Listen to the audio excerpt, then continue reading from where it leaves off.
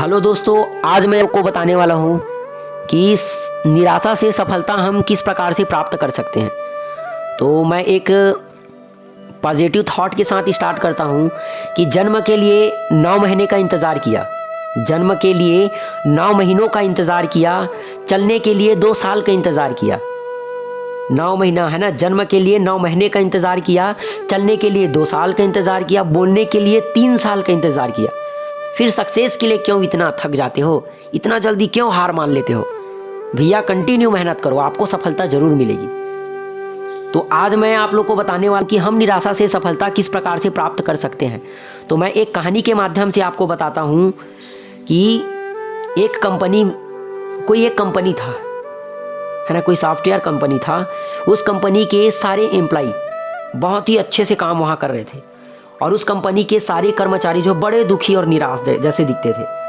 जैसे लगता था कि अपने अंदर आत्मविश्वास और एनर्जी जो है वो खत्म सी हो गई है। तभी कंपनी के मालिक ने ये सब चीज़ देखा और उसको यह एक बात याद आई कि क्यों ना मुझे ऐसा करना चाहिए ताकि इनका जो आत्मविश्वास है और इनका जो इच्छा शक्ति है वो बढ़ जाए।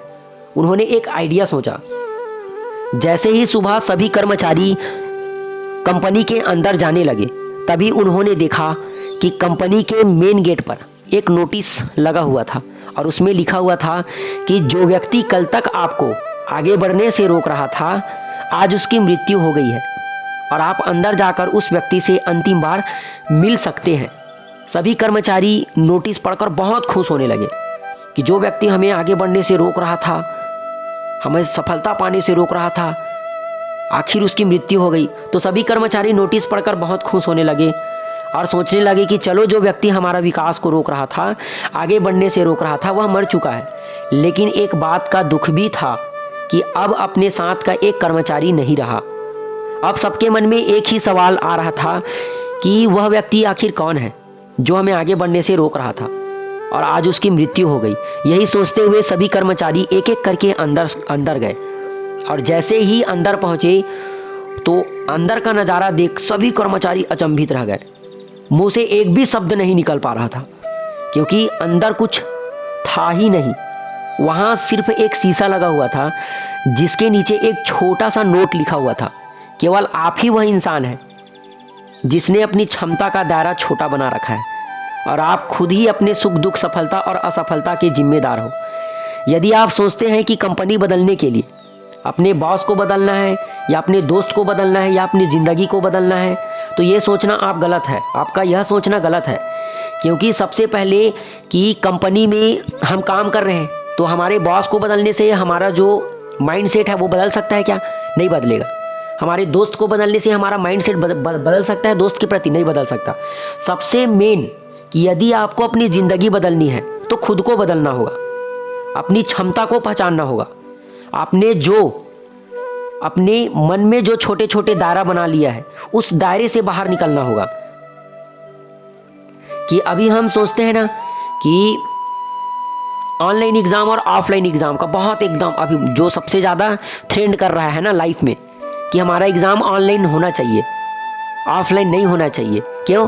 क्योंकि हमारा माइंडसेट जो है, जो एबिलिटी है, जो स्ट्रेंथ था कि हम पढ़ सकते थे, पहले बहुत अच्छा से पढ़ सकते थे, हमारा माइंडसेट था कि उस बार ऐसा था क्या कि ऑनलाइन ऑफलाइन वाला कोई प्रॉब्लम ही नहीं था। लेकिन धीरे धीरे, है ना, अब हमारा माइंड क्या हो गया? लेजी हो गया है, जिससे हमारा जो दायरा है वो कम होता जा रहा है। इससे आपको लाभ होना वाला हो सकता है, ऐसा है क्या? नहीं है।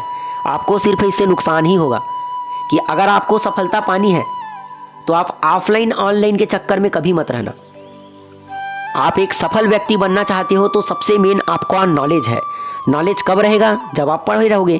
और ऑनलाइन के चक्कर में अगर आप एग्ज़ाम जो है से भागे एक बार, तो आप याद रखना कि आपका जो नॉलेज लेवल है, IQ लेवल है, वो क्या हो जाएगा? कम होता जाएगा।